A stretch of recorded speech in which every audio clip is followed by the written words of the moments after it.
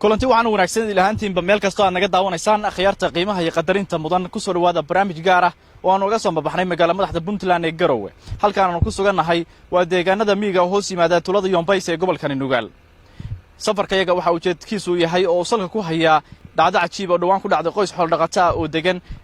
agagaarka tulada Yombays ee gobolka Nugaal halkaan oo ah miyiga tulada Yombays oo ah saad arkaysaan dhul barwaaqo oo cagaaran waxaanu safarkayaga ujeedkiisu u yahay in aan ku gaarno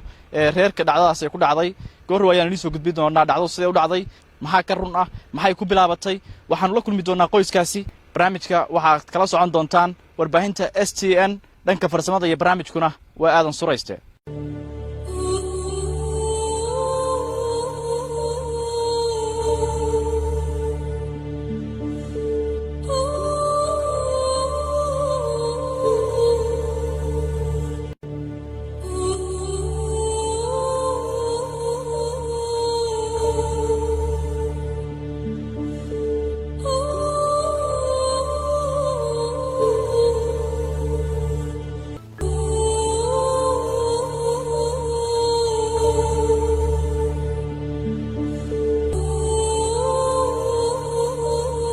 dawdiyaal halkaan dhex taagnahay waa xiradii ay ka dhacday dhacdada qoyskani qabsatay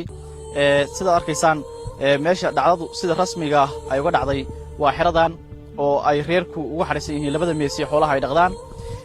dhibaatadu halkaan ay ka dhacday sida arkaysaan waxa ka muuqda dhiigii xoolihii meeshan lagu bireeyay oo aad arkaysaan in ay ka muuqato dhiig fara badan oo aad moosay in xoolo aad fara badan halkaan lagu bireeyay halkaan ay dhacdadu ka bilaabatay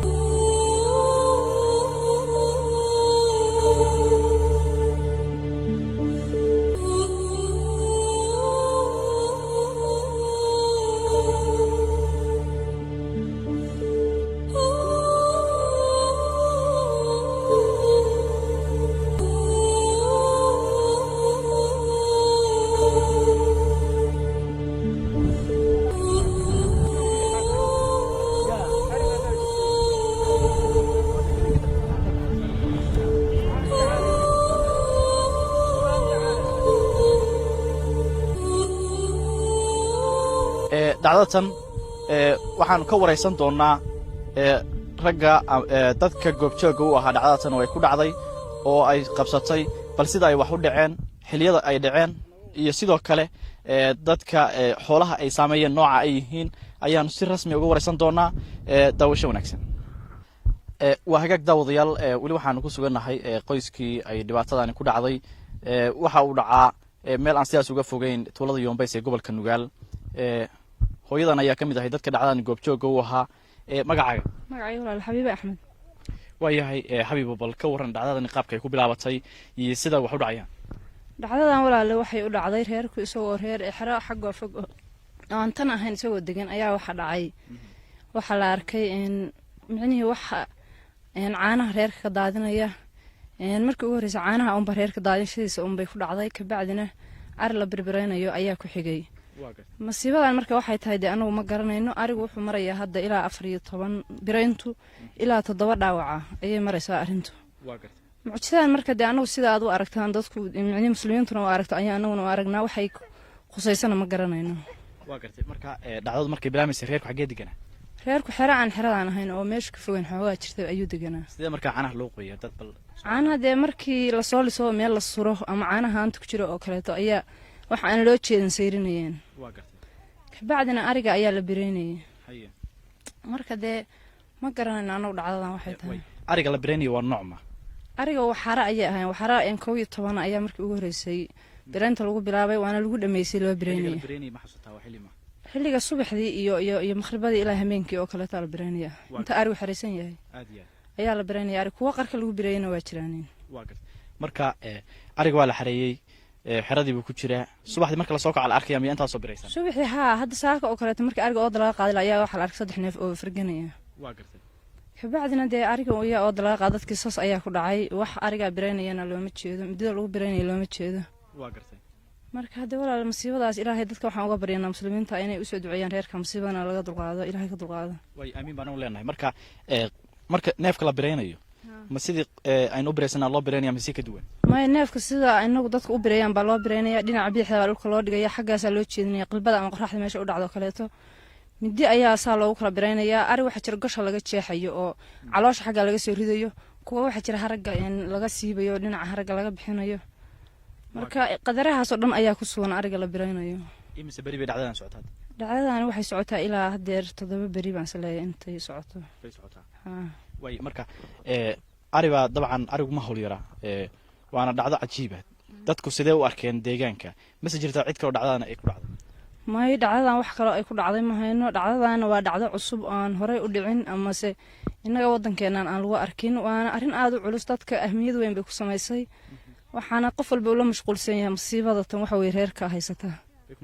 baa lagu mashquulsan yahay qof walba culimadii baa loo keenay waxa weey quraan baa lagu akhriyay wax isbedelan ilaahay hadda lama hayo way marka laga yimaado xoolaha la biraynayo iyo ariga leeanaya xaafada inta kale cid wax soo gaarin ku jirta may wax cid lagu sameeyay shala subax oo kale waxa dhacday midiyaha reerka ayaa waxa lagu bireeyay midiyii markii la soo qaadayna dhagax tuur baa lagu bilaabay reerkii marka dhagax tuurka markii la bilaabay midiyihii baa la iska turtuuray midiyii markii la tuurayna waa joogsatay arrintii dhagax tuurka waxa ka imaanay marka dhagax xerada xagga degalka oo xerada yaal la soo turtuuray reerka lagu soo turtuuraya ma degalkii dhagax tuuraya degalka la soo tuuraya waxa micna ariga bireynaya waxay soo tuurayaan dhagaxa iyo xerada degalka yaal baa reerka lagu soo turtuuraya wax ka soo gaareen ma jirto wax lagu dhuftay ma jirto laakiin guriga ayaa lagu soo turtuurayay marka dhacdadu kulay marka waxay ku salaysan tahay ariga oo kaliya miya dhacdadu ariga bay ku salaysan tahay iyo caanaha la daadinayo bas raashin reerka laga daadiyana way jirtaa oo raashinka oo kale waa markii hawsha bilaabatay raashinka waa la daadinaya raashinka dhan la daadinaya marka raashinka dhan may dee jawaan raashin ku jiraan baa laga sayrinaya raashinka deedna wax la arkay raashinka iyo banaanka yaala dabeedna wax la arkay raashinka iyo banaanka yaala ilaa xalay wax raashin la daadiyay waxa ma jira may ilaa xalay ma dhicin laakiin hameen hore oo kale iyo waa la sayrinaya raashinka dabka mid la saaro oo kale oo min markii la cuni lahaa dalmusida shaaha laga daadinayo iyagana way jiraan marka hadda waa qadar ma sha Allah ilaahay baa iska la qadarkan ilaa hadda talaabo nooc ma la qaaday quraan akhris oo kale ma jiraan culimo yimi oo quraan ku akhriyo reerka oo kale iyo talaabo kale oo la qaaday culimo aad u badan baa timi oo waxa weeye quraan ku akhriyo reerka tan iyo xalay tan iyo shalay waa lagu akhrinayay ummadada meel badan iskaga yimi baa jiro faatixooyinka inta u marayay marka hadda ilaahay baa qadarka loo bandhigayaa bal waxaad iiga warantaa dareen ahaan see markaa adiga shakhsiyan markaa u timi reerka dhacdatan aragtay see hadda waxa bal ka waran wallahi daan uu ahmiyad weyn macnaheedu maskaxdayda aad ayay wax alla yaab leh u tahay xoolay qof xoolihiisii u xareysnaa ama caanu ku Soomaaliya dhibaatooyin noocaas lagu sameeyo marka dee aniga iyo wixii ila mid ah muslim ashahaadanaya waxa u muuqata in arrinta arrin culus ay tahay ilaahay xaqiisa ka timi xoolaha qarban asaala jaraya riyaha ayaa waxa kamid ah riyaha qayb kamid ah ayaa ilaa 8 riyood ilaa 9 meelahaas oo naasaha la jiro caanihi ka daadanayaan kuwa dhig ka daadanaya baa ku jira waxara qaar ayaa la gooyay waxara dhagaha qaar ayaa la gooyay kuwa iyagoo biraysan oo macnaheedu haragga kala go'an yahay iyagana inta la bireeyay la sii daayay baa kamid ah kuwa hada dhaawac balka warajama laga qabo may kuwa dhaawac ahaa waa la bireeyay iyagana waa la dhameeyay sida dhaawacyadii oo ah la sii bireeyay marka bireyntii ayaa lagu dhameeyay waxariide waxara hadda reerka agis jooga miyaad u jeedaan idinku xari waa dhamaadeen gabi ahaanba xari waa la dhameeyay intii yar caanaha loo dhigay guriga joogtay waa hagaag daawadayaal wali waxaan dhexda kaga jirnaa soo tabinta sheekada la xiriirtay dhacdada reerkaani ku habsatay waxaanu joognaa koob kamid ah kubaha ay joogaan dad ariga dhaawaca ah oo ay wax ka soo gaareen dhacdada qoyskaani haysata hooyada qoyskan waxay noo sheegtay ridan inay ka mid tahay riyaha dhacdadaasi dhaawac uu ka soo gaaray naaska bidix ayaa go'an gabi ahaanna waxariha ay nuujinaysay waa ay leedeen waxay ka mid yihiin kuwii sida ay noo sheegayeen dadka goobjoogayaashaan waraysanay la bireeyey oo dhacdadan ay qabsatay ridan saa arkaysaan naaska bidix ayaa dhaawac kaga yaalaa sidoo kale maalmihii dhaawacan ay qabtay ma aysan daaqin oo xanuunkii ayay weli dareemaysaa dabcan ridan oo keliya maaha inta dhaawaca kuwa kalena way jiraan daawadayaal waxaan weli ku dhex jirnaa sheekadii aynu soo gudbinaynay oo la xiriirtay dhacdadii ku dhacday qoyskani Soomaaliyeed Cabdi Mahdi Salaad Cali waa gudoomiyaha tulada Yombays oo ka tirsan gobolka Nugaal gaar ahaan magaalada madaxda Puntland ayuu hoos timaadaa gudoomiyuhu waxa uu tan iyo markii dhacdadan ay bilaabatay uu si toos ah ula socday sidii ay wax u dhacayeen isaga ayaanu ka wareysan doonaa bal waxyaabaha kala socday dhacdadan maadaama kamid ahaa dadka inta badan ku lug leh imaanshaha halkan oo dhacdadu ay si rasmi ah uga dhacaysay waxaan ku wareysan doonaa bartamaha xeradii ay dhacdadu ka dhacday ku soo dhawow marka hore gudoomiye STN Somali TV waa dhawahay marka hore waa salaamaya STN TV iyo dhammaan intay daawanaysa warbixinta aan bixinayo waxa weeye reerka ay ku timi mucjizada oo deegaanka Yombays oo aanu gudoomiyaha ka ahay anigoo ah Cabdi Mahdi Salaad Cali reerkaas oo ay dhacdadaasi daba socotay muddo 5 bari ah hadda laga joogo oo ah maalintii shanaad oo ay dhacdadaasi dhacayso waxay ku bilaabatay dhacdadani maalin in reerkan oo arigiisu xireysan yahay subax oo aan wax shidaa qabin oo mataqaanaa si fiican habeenkii arigooda ugu soo xirooday oo nabad ku seexday inay arkeen ariga oo ooda laga qaaday oo mataqaanaa meel xiradu ka furfuran tahay wax shidaa ma ay gelinoo waxay sameeyeen arigii bay ku soo celiyeen xiradii bahal iyo wuxuun bay moodeen waxa ay oodeen xiradii waxayna ku soo xireen dhafarro bay ku soo wareejiyeen maadaama hadday dhafaradii ku soo wareejiyeen subaxii wiilku wuxuu doontay mataqaanaa awr gegelaha wax yar u jidhay hadduu awrtii doonay waxaa dhacday in loo soo doomaray oo neef xerada lagu dhex bireeyey hadduu arkay dhacdadii neefka xerada ku dhex biraysan gabadhii iyo carruurtii iyo dul jooga waxa uu sameeyey waxa uu la soo xiriiray wadaadada waxa uu sheegay in mataqaanaa dhafarkii xerada kuma heerarsanaa la jaray neefna xerada lagu dhex bireeyey hadday muddo ay mataqaanaa neefku biraysanaa oo aysa wadaadadu u imaan arigaya waxay ka maaleen caano hadday caanihii maaleen waxaa dhacday in caanihii laga gembiyey oo laga daadiyey wax aysa u jeedin daadiyeen waxaa kaloo jidhay in gabadh yar oo xaafadda ka mid ah ay lulaysay ciirtii mataqaanaa caanihii darhad la dhigay oo kale weeye ciirtii oo la lulaya baa gabadhii laga dafay wax ka dafayna uma jeedo bannaan guriga ka shisheeye baa lagu qubay haddii ay sidaas dhacday wadaadadii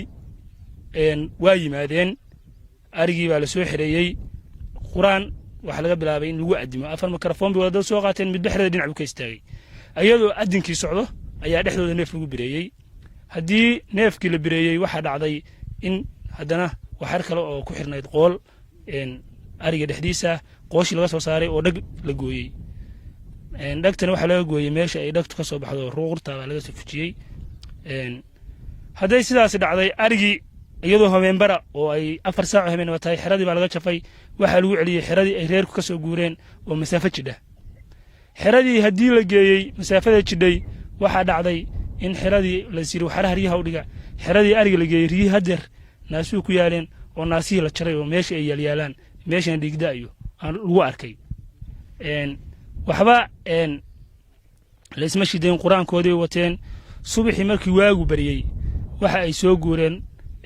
meeshaasi waxay aduu 30 kilomitir meelahaas kale bay jireen bay ahayd waxay soo guureen usoo digeen xeradan aynu hadda joogno oo tuulo u jidha aduu 10 kilomitir meelahaas u jidha bay soo digeen haddii xeradaas soo digeen markii reerkii la furay oo mataqaanaa reerkii la ooday waxaa dhacday in neef arigii ka mid ah lagu bireeyey meeshaan u jeedaan hadda geedka reydabka dhinaciisa in lagu bireeyey neef maalinimadii ay dhacday haddii maalinimada neefka la bireeyey waxaa la sameeyey reerku waxay dhigtaan allabari wadaadadii baa macnaha halkan isugu yimi qur-aankii oo la akhriyayo xilligu markuu ahaa maqribkii waxaa yimi arigii geediga ahaa oo kale waxaan la bireynay waxaan waxarigii gaarigu siday haddii arigii yimi waxaa laga soo maalay caano annaga oo joogna anu waa joogaa leef baan u taagnahay waxaa la daadiyey caanihii oo ku jiray joog lagu soo lisay joogga caanaha lagu soo lisay halkaas kalaa la dhigay isagoo halkaa yaalla oo geeskayga yaalla baanu aragnay isagoo afkambi u yaalla wixii afkambi u ridayna maana jeedin qofna uma dhoweyn adugu waxay ahaayeen 3 koomba meelahaas haddii caanihii la daadiyey waxaanu samaynay waxaanu fiirinay raad iyo wax daadiyey waxba raad ma leh cabaar haddaanu joognay guriga oo ay gabdha ku tukadeen oo ka soo baxeen maqribkii baa gabadhi ku noqoto xisir alaab ka soo qaada mise burkii baa daasan afkan buu yaalla haaf bura haafkii burka ahaa waanu dulnimi waanu aragnay waa la guray waa la iska daayey meeshiisa waa lagu xirxiray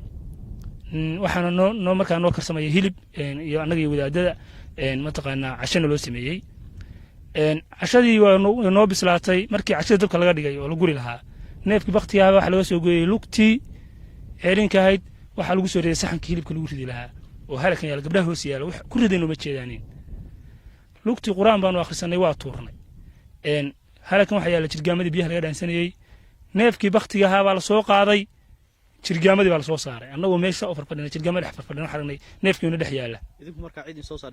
ma aanu aragno waxba ma aragno haddaba quraan baanu ku akhrisanay neefkii waa tuurnay misana subaxii habeenkaas sidaasaanu kaga tagnay reerka iyadoo xaaladdu halkaa marayso waanu cashaynay goortaanu cashaynay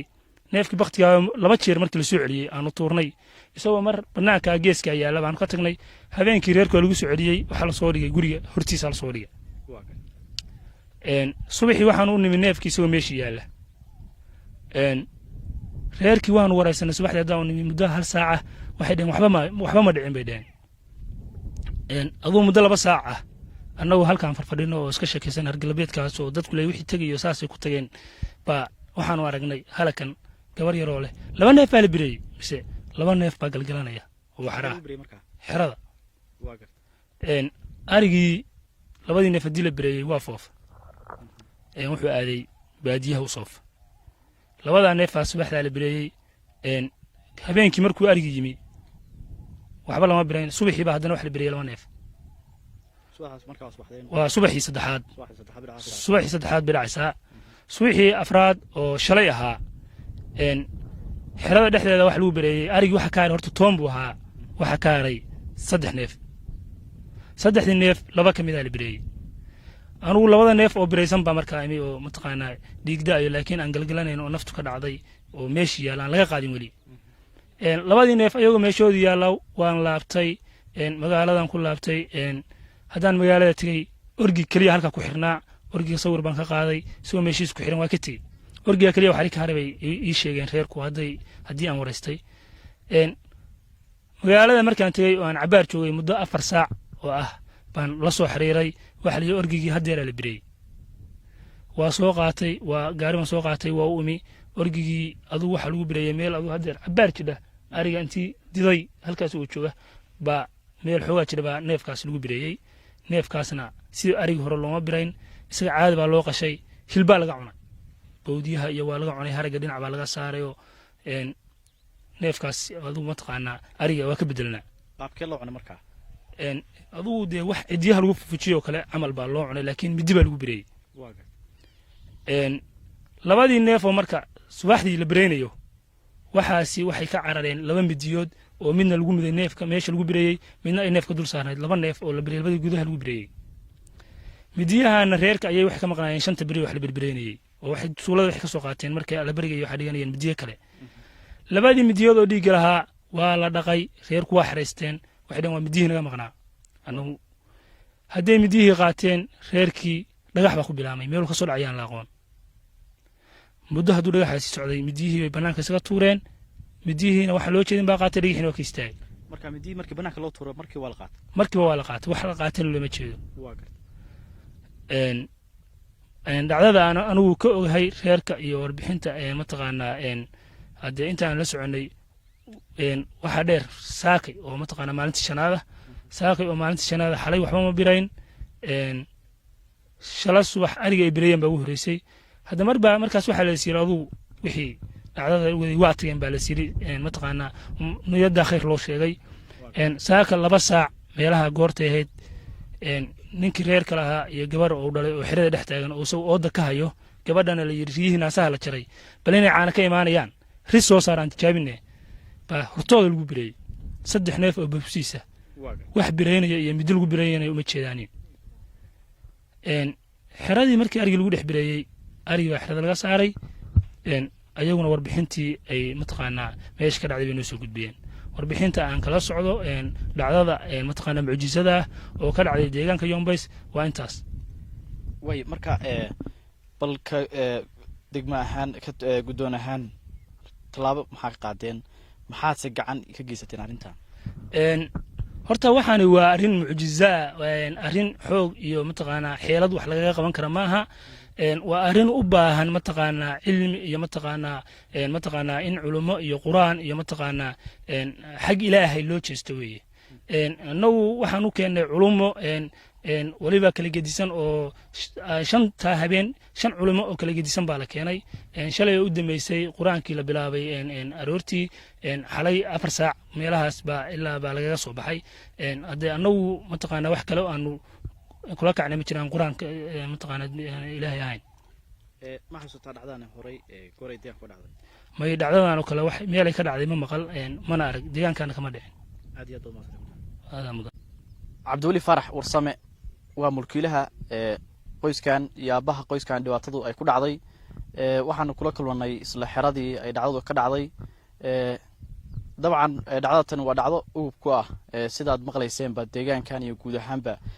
gobolkan Nugaal dhacdatan dad fara badan ayaa hadalhaynteeda ka haya baraha bulshada iyo meelo kala duwanba waxay noqotay dhacdo si weyn dadka u soo jiidatay Cabdiwali ayaanu ka wareysan doonaa bal sheekada dhabta ah iyo sida wax Cabdiwali ku soo dhawow Somali Television Network STN waxaan kugu nimi xeradaadii iyo goobtii wax ka dhaceen bal ka war dhacdatan si wax waan ka warramayaa walaal arrintaani waa wax iska qadara oo anigu hadda aan cid saarayn waqtigii ugu horeysay hawshan reerka oo xerad degan habeenkiina arigiisa ku xaraystay salaadii goortii waagu baryaa waxa la arkay arigii idaha ahaa oo dibadda maray haddii la soo aaday xeradiina idihiina dibadday joogaan dhinaca maana waxaa ka maqan oodii ariga xerada kaga oodnayd riyihiina waa xaraysan yihiin oo waxa dirgaari ma jiraan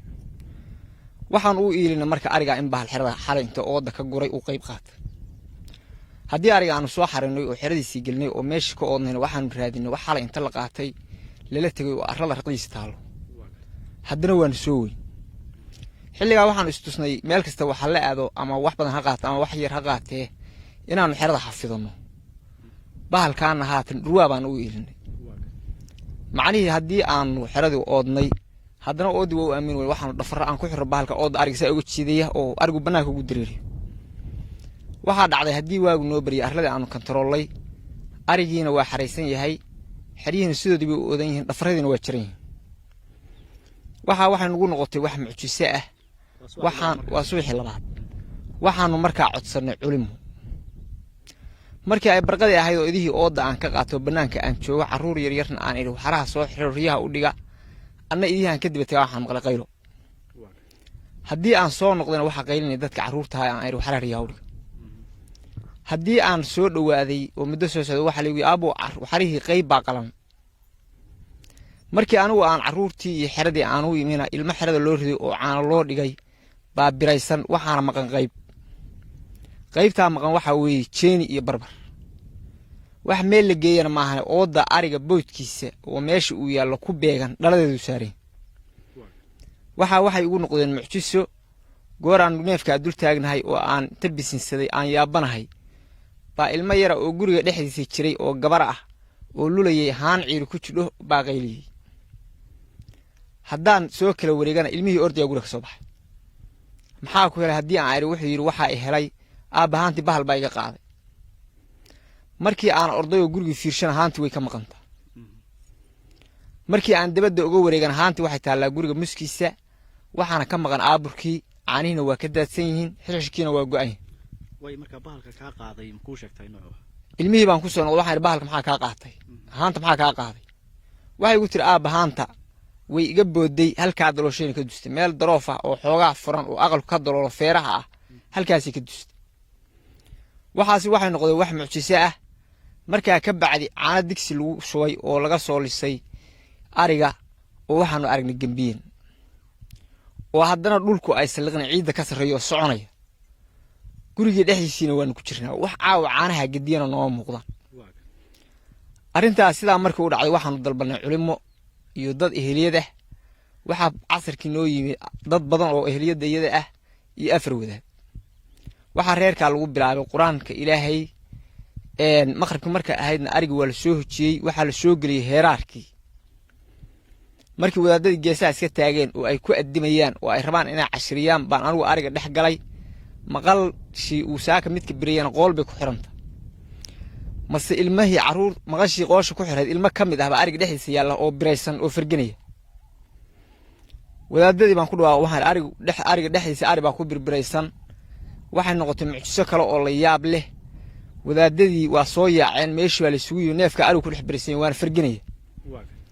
markaasna ilaa 8 9 nin oo ariga geesaha ka taagan oo ku talagalay casharka inta lagu dhufanayo inay geesaha ka celiyaan baanu ka mid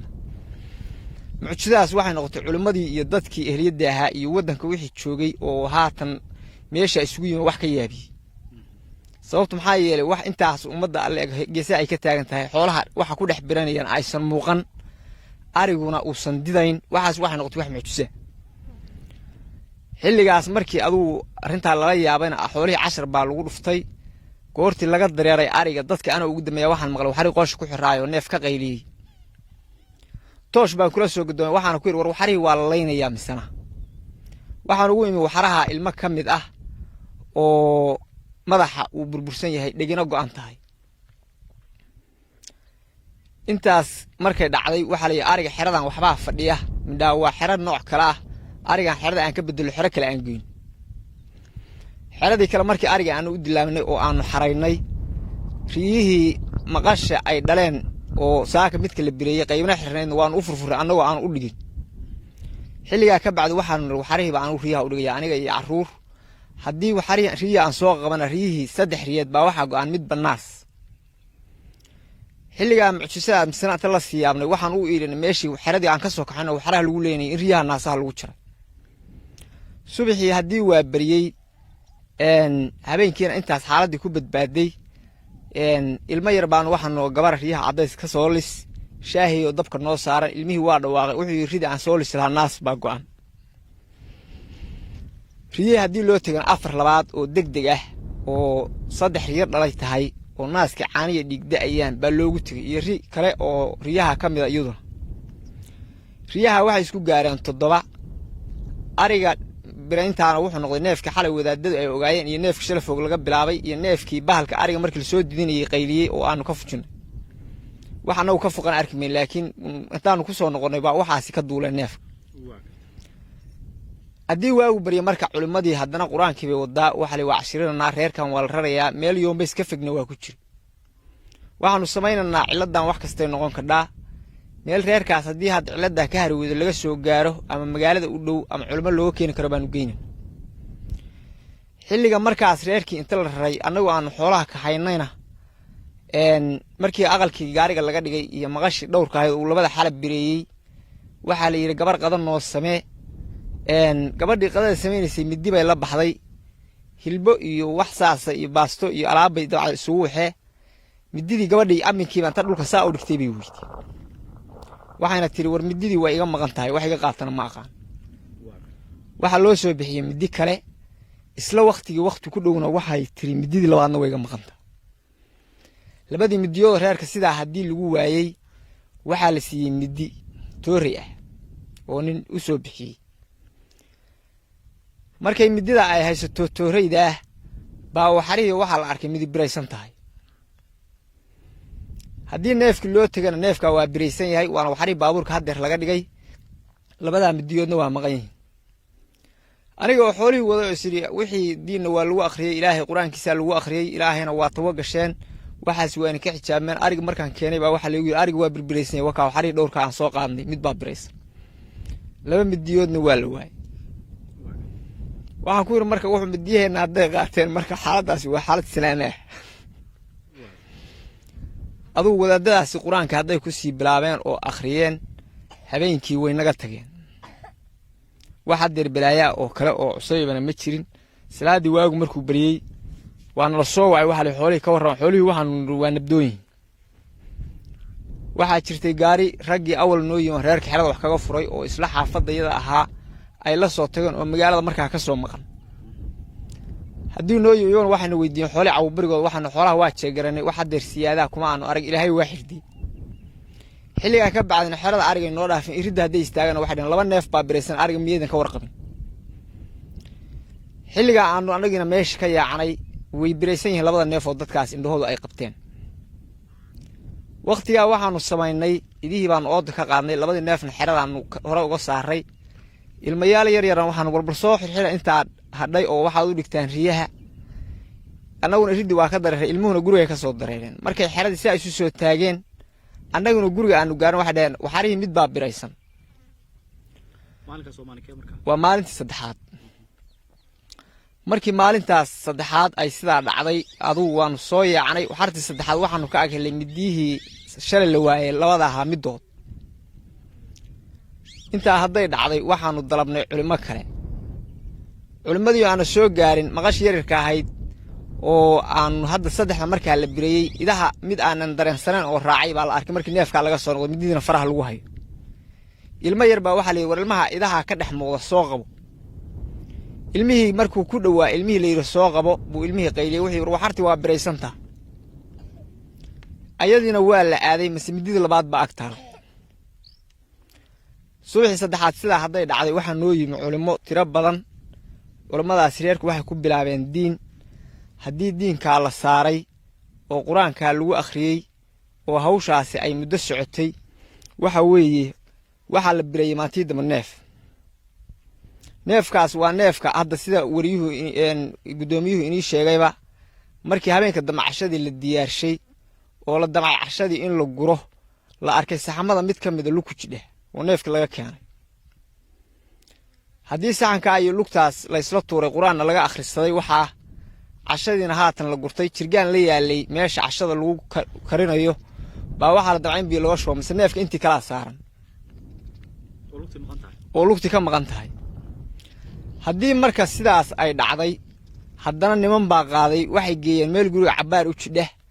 waxayna ku tuureen geed gabdhaha ka mid ahaa oo kushiinkii markii cashadii raggii la siiyey iyo dadkii meesha joogay ay ku dameeyey haddana waxay dareemeen alaabta urursha mase neefkiibaa wuxuu u xigaa alaabta ay rabaan inay ururshaan waxaa dhacday xilligaa marka gabdhihii xataa meesha inta ka shoogaan inay ka cararaan alaabtiina dambe baanu haddana waxaan wacnay culimo neefkaa markii dabka la soo dhigay baa culimadii iyo dadkii naga tagan muslimiinta ahay salaadii dambe baa waxaa la bireeyay sano 2 oo afraad markii 2 la bireeyay baan waxaan dalabnay culimo marka tirada ariga weyn baa lagu wadaa tirada ariga yaryaraa oo baa socota waxaa dhacday markaa culimadii haddii la dalbay waxa la keenay 7 wadaad waxay bilaabeen quraanka ilaahay wax kale oo maaraa oo hadda laga garanayo waa la garan waayey haddii quraanka la bilaabay oo waxa weeye diinka ilaahay laga galay na shalay waxay barqadii bireeyeen markaa culimadii joogta neefkaasi wuxuu ahaa neefkii waxaraha ugu dameeyey neefkaas cidima ogeyn 2 bilood buu jiraa neefka cidima ogeyn waxarii haatan uu ku hari jiro guri lagu reebi jirana waa waxaraha hor u tagay neefka waxa lagu daray ariga neefka ariga haddii lagu daray goor 4 saac baa ariga laga daba tagay macnaha looga daba tagana waxay ahayd culimo inay ariga cashiriso ariga iyadoo loo sii socdaan ariga meel ka sukaysa waxa laga dul dhacay neefkii yaala neefka waana la bireeyay sidii neef qof qalay baana waxa haraga laga bixiyay dhinac waxaana ka maqan hilbo laga gooyay jeeniga meesha sararta kaga beegan iyo lugta meesha la yiraahdo dhoofka oo shashada ka koraysa bowdadan ugu dambaysa iladaas sida hadday u dhacday waxa la qaashiraysanay arigaas uu bahalka bireen jiray oo ahaa 11 arigaas hadduu laystay waa ina ka tagayaa 7 wadaadna waa la keenay quraanka baal afka la saar haddii teer iyo shalay reerka lagu diin akhrinayay oo la cashirinayay oo ilaahay aanu baryanay oo muslimiin badan noo timi oo faatixada ay noo madhay oo nala ducaysay waxa aanu qaanshiraysanay xalayna ariga aan wax laga birayn waxa ilaahay wayna ka raray saaka haddii waa bariyay ariga horena uu dhammaaday arigii da ahaan u xigay oo dhashay xilligii diraacdii dhaweyd ah buu 2 biriyay labadaas waxay kala yihiin orgi iyo ceesaan idaha oo uusan biray jirna wuxuu bireeyey wan haddeer naqa dhasho bil jira intaa hadday dhacday annagu meel aan maara ka marno waa garan weynay ilaah inuu iska tawagallo ma ahane sababtu maxaa yeelay shantaa habeen oo hawshaa dhacaysay habeenka ugu horreeya oo xargaha jarayo maahana inta kale waxaa reerkaa u soo hoyaadaysay culimo waxaannu baryaynay ilaah waxaannu akhrisanaynay diin intaas halgankayagu wax kale oo aan isku aamini karro waa garan weynay ilaahay baryaysa iyo halgankaas diinka maahane hadda saaka hadday dhacday saddexdaa neef inay dhacday oo bireeyey dadkii wuxuu iska noqday dadka taati dhaca meel haddeer wax laga bilaaboo kale waa la garan waayey culimo haddeer la joogtaana reerka ma jirto laakiin waxaannu u bandhignay ilaah dhibaatada intaa haatan na wadatayna wax haddeer aan arigaa 3 saaka ah iyo 11 hore oo maqalah 14 iyo 7 riyood oo naasuhu go'an yihiin iyo ceesaan gaara oo iyadana mar la arkay mar uu habeenka uu ceesaanta neefka biranayo culimadu noo soo hoyto ugu horeysa ceesaan iyadana aan la ogeyn oo la arkay iyadoo dhaawaca u booca iyo dhinac intaba ay miciye kaga yaalaan arigaasi wuxuu isku dhammaaday 8 dhaawaca iyo 14 dhimasho waxaan cusri iska kaaya haleelay weeye cid haddeer bilow aadana waxaan saarayno ma aha wax iska rabaanayo na haleelay weeye waxaanu codsi u nahay arkaam islaam arlada islaamka oo dhan masaajidda in faatixada nolol ka soo maro oo nolol soo duceeyo waxa inta uu helisa reerka islaan iyo aniga iyo caruur baan ku ahay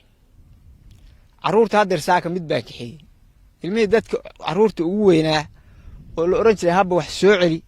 ama habba wax keen ama wax loo dirsan jiray arigaas inta badidiisu tahay ilmahaasi waa ka duldhacay mid walba xerada ka soo odqaad markaasuu qayliyaa mid baa biraysan waxaa la yidhaha xarar riyaha u dhig isagoo xerada u goray wuxuu mid baa biraysan waxaa la yidhaha xirxir goortuu xerada ku soo wado mid baa biraysan ilmahaasi xoogaa sibaa waxaa u galay qalbi fuuq wuxuu noqday ilmo si xoogaa wax si ka yihiin oo naxin ku jidho wuxuu noqday ilmo si dhangaraari u ah ilmaha saakay baanu ka qaadnay waxaanu ilmahan horta bal ayaama tuulada iyo meelaha iska soo joogo waxa kan la biraynayo iyo waxaan raqdaa oo habba uu ku naxayo isagoo ari iska wada uu arkayo neef biraysan wax la birayo aan la aqoon bal ayaamaha moogaado bal niyadiisu inay iska digto intaa waxa uu heliya oo kale caruurta kale iyo habarta dhashay oo hooyadood ah intuba sida ilmahaasoo kale uga shoogsan yihiin arlada waxayna leedahay anigii caruurta naga qaad waxaan masiibada oo aan loo jeedin oo sidaa wax u biraynayo haddeerna galabta waxaa ii go'aansan inaan macnaha dee qofku hadduu shoogo waa dhibaato gaara anigu mar leba waxaan ku bogaadiyaa ilaahay baa inuu ku toosan wixii ilaahay inoo qadarana kama carari karo waxaan inoo qadaranna ina gafi mayaan waxaana wax iska rabaanaya weeye arigan ay biraynayaan inta u idman inay birayaan neef ku darsamayaan waxay u idman tahay in waxaas wax kasta ha ahaadeen ama jin ha ahaadeen ama wax kale ha ahaadeen waxay idman tahay inay bireeyaanna iyagoo cayshad u laaban tahay ka tegmayaan ilaahay baynu ku xirannahay isagaynu aaminaynaa waxba ina gaari mayaan wax inoo qoranna kama carari karo meesheenaynu iska wada joogaynaa saldhiggii aynu joognay weeye culimo awdiin wixii loo baahdo dee meeshii innaga inoo soo beegayaan suuriyada xaqina ku ah dadkaa meesha lagu soo booqanayaynu nahay dee meesha haddii laga tago waxay noqonaysaa meeshaan marka maalka in laga samro waxaan marka ku bogaadiyaa dadkaa inaannu meesheenna iska joogno inaynu belayna arkayn ilaahay haddaynu isku xirno wax walba waa ka badbaadaynaa waxaan qadar iska qoran weeye waxaani sababo kale oo lasoo diray waxay aan aqoon weeye diinka ilaahay baynu ka gallay sadaqada iyo siyaarada iyo diinka ilaahay baa ina ka xirdiyaya muslimiinta oo dhan baa inoo wada ducaynaysaa waxba ina haleeli miyaan inta anoo ugu haya waxaan dareema haddana gabadha laftigoodu gabadha aan qaadoo kale inay ku dhowda waxaan haddana iyada bogaadinayaa galabta hadda anugu raggaan baan soo raacay raggii kaloo aan ka imi waxay bogaadinayaan gaariha loo geeyo carruurtii gabadhana ha la soo qaado ha iska joogan meeshoodan dadkana xoolahana dad kalenu u geynana way aragtay kale dad kaaga imaanayo in xoolaha kanba ooda laga qaado la sii daayo arrimaha waa badan yihiin ummadda dee waa wada muslin aniga waxa ila hadlaya qofba ra'yi buu ku tusaya qof wuxuu ku leeyahay carruurta iyo dadka maatada meesha ka kaxe qof wuxuu ku leeyahay saaka ka hor annaga idanala kama birin jira wankaa saaka ugu horreeya waxaana wax riyaha la dagaalsan weye riyaha ooda ka qaado fasax idaha iyo dadka kala guur qofba ra'yi buu ku tusaya qof wuxuu ku leeyahay ilaahay isku xire mashquul iyo niyad xumo midna ha isku samayn waran ilaahay baan ku xiray niyad xumo iguma jirto ari la bireynay marka uu niyad xumaanay tayda wado uma hayo marka anu ilaahay baan ku xiraa qofba ra'yi buu ku tusaya qof wuxuu ku leeyahay niyo waa calool adag tahay aniga laftiga anoo soo jeedo wuxuu ku sameeyaa inuu igu beero isbedel niyo waa calool adag tahay meeshaan meel joogi karo maaha meeshaan maalkan oo inta ka qaadaan waxa tiraahdaan waa ka maalkii haddaad rabtaan ilaahay baa tolkaa dhaliyay uga tag wax kan dad wuxuu leeyahay waxaana waa iska dhacdo waa wax dhacday oo waxaan la arki jirin kalaamka ilaahay iyo ilaahay bariyadiisa meel la hooga dhaqaaqay طبعا dadweyne fara badan baa kaa daawanaya muuqbaahiyaha Somali Television Network STN bal dadkaasi fariinta aad u dirayso dadkaas fariinta aan u dirayaa waxay tahay anigu ilaahay baan horta ku xiraa waxaana wax iska dhacay weey wax walbana waa dhacaan wixii hadda qadar ku dhacana hadee lama oran karo cid lama saari karo ina ilaahay macnaha baridid islaamkana tiraahdi ii soo duceeya waxaan ahayn quraanka ilaahayna aad ka hoos gashid waxaan ahayn mar waxaan marka inta idaawanaysa u dirayaa oo fariin ah oo islaam ah in la ii soo duceeyo ilaahay inuu iga dulqaado waxay yihiin aanan aqoon hantidiina sidaa u leynaya dadkii iyo ilmihiina qaybtood shooga hadeer ku dhacay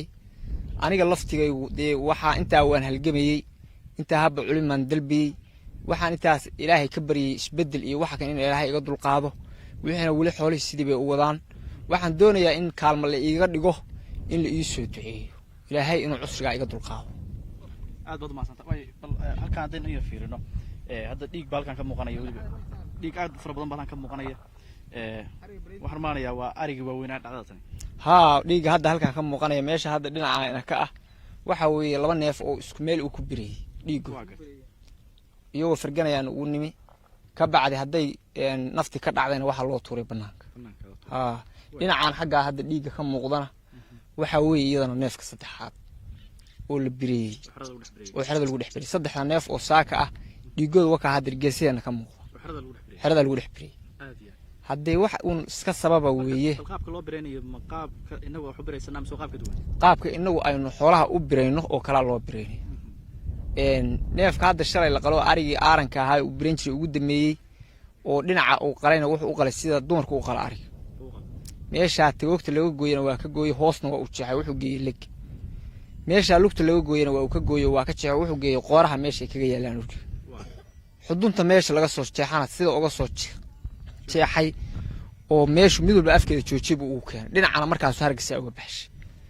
laakiin marka wixii la biray hore loo tuuraya Soomaa annagu ariga hadda aanu biro neefkii biraysan badee waa jiidna hadeer dhul badan buu yaalaa isagoo hadeer baqtiya oo la biriyay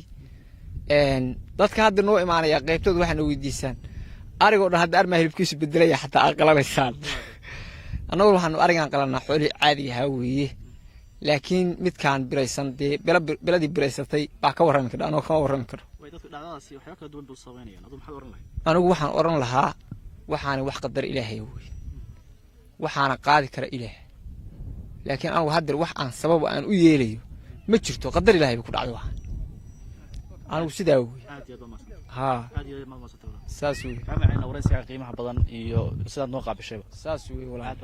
saas weeye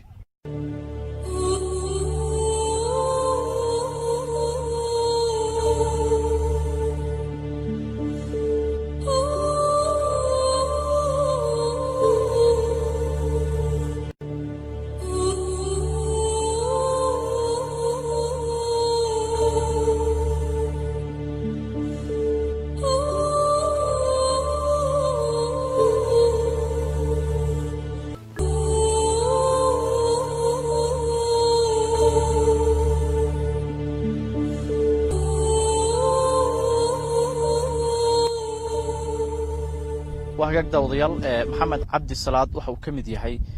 dadka isxilqaamayaasha oo soo booqday qoyskani ay dhibaatada ku dhacday oo arintan ay soo wajahday waxuu kamid ahaa dadkii gurmadka u fidiyo oo dabcan qaybta ka qaatay sidii bareerkaasi loo gaari lahaa maxamed marka hore waan kaaga mahad celinaynaa ka qayb qaadashada barnaamijkan bal ku soo dhawow marka hore Somali Television Network STN ka waran bal dhacdatan iyo waxyaabaha indhahaga ku aragtay bismillaah horta marka hore waan dhowahay waxaan hadda la joognaa reerkii muslimada ariga ka dhacday waxaan u baqayaa ummadda muslimiinta ummadda Soomaaliyeed iyo ummadda muslimiinta inay u soo duceeyaan faatixada ku soo kaabaan ducada ku soo kaabaan anaga waxaan leeyahay ilaahay dhibka ka qaado waxa kan la garanayn meel looga yimi iyo ariga wax babreynaya ilaahay baa og marka waxaan leeyahay ilaahay rabbiga subxaan qaadiraha dhibkan ha ka dulqaado ummadda Soomaaliyeed meel kasta ummadda muslimiinta meel kasta ha soo duceyso faatixada lagu soo kaabo ummadda muslimiinta majaasida ha laga soo duceeyo hadda reerka u nimi waa caruurta qayb baa la qaaday shoog baa ku dhacay hantidii ay xoolo ka haysteen baa birta lagu wadaa wax kuwada iyo wax bireen midna lama arko marka waxaan leeyahay faatixada ha lagu kaabo intaasaan leeyahay waa bilaahi tawfiiq dadku hadallo kala duwan bay waday markay magaalada joogeen oo dabcan waa arkaysay marka halkaan timi maxaa iska bedelay dadku hadalladaas waxba ta Allah ka weyn waxa hadal la yiraahdo waxa ka muhiimsan oo ka weyn taalle waxaan waa qadar ilaahay qadartana waxa in la rumeeyo dad islaamaynu nahay waa inaan qadarta rumaynaa waa inaan ta ilaahay ku kalsoonaanaa dan anaga la bareen kara dhib male marka waxaan leenahay waxaan waa qadar ilaahay meel ka hadallo laga badan oo istaba maraya magaalada sidaan gobolka markaan joogno waa jira hadallo badan oo tiro badan la isdhaafsanayay waxa runka ta ilaahay baa runka marka sidaa la leeyahay anigu saasaan leeyahay waa bilaahi tawfiiq aad iyo aad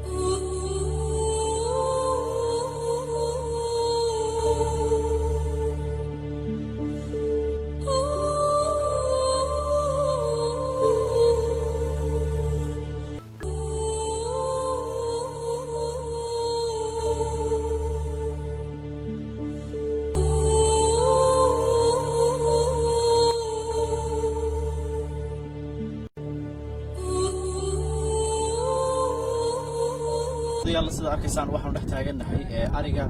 qoyska ay dhibaatada soo gaartay waa xilli gaaban oo casara inta indhahay way qabteen haatan ilaa 2 neef ayaan aragnay oo riyaha dhalay kamid ah oo ay naas u go'an yihiin oo kamid ah riyihii waxyeelada ay soo gaartay bismillaahir rahmaanir rahiim ariga waxaan ka aragnay intii aynu soo aragnay oo qaleyd maahay oo la qabireeyay maahay inta kale waxna saa la jaray intaynu arkaynay arigina waa kan marka waxaan leeyahay reerka dhibka Allah ka dulqaado wixii ka baxay xoolaha ka baxay wax khayr badan Allah ugu bedelo dhibka Allah ka dulqaado xoolaha wixii dhumay oo ka dhum wax khayr badan Allah ugu bedelo iyagana waxaan leenahay waxaan qadar Ilaahay way ku samra darta waa lagu samra ku samra leenahay wax khayr badan Allah ugu bedelo wixii xoolaha ka dhumana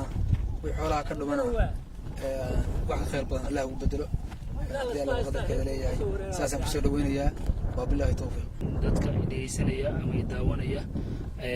baa ugu dirayaa inay dadka dhibaatada haysato oo mucjisadu haysato oo mataqaan xoolo dhaqatada oo xoolaha nolol maalmeedkooda ka raadsada ay ugu soo duceeyaan in Ilaahay ka dulqaado waxay la tahay bini'aadan hadee wax ma qaadi karo anagu intii aan quraan ku akhrin karnay iyo mataqaan intii aan mataqaan dadaalka waan dadaalnay ilaahay baan tawakkalnay oo mataqaana u bandhignay dadka masaajidada iyo mataqaana wixii muslima oo daawaday klibka ama arka waxaan ka codsanaynaa inay u soo duceeyaan faatixadan u soo maraan in Ilaahay ka dulqaado dhibaatada reerka dul haysata oo mucjisada oo ku soo noqonaysa ilaa iyo 5 bari haysata waxaan markuu waadi mar labaad ku celinayay inay u soo duceeyaan faatixada u soo maraan guud ahaan daawadayaal intaas ayaan ku soo koobaynaa barnaamijka gaarka ah oo TV-ga Somali Television Network STN aan ugu kurgalaynay dhacdadii ka dhacday deegaankan oo hoos yimaada tulada Yombayse ee gobolka Nugaal dhanka tabinta barnaamijku waa anigoo Cabdifataax Cabdullaahi farsamadana waa aadan suraysta intaynu barnaamijkan mid lamid ah ku kulmayno dhamaantiin barnaamijyada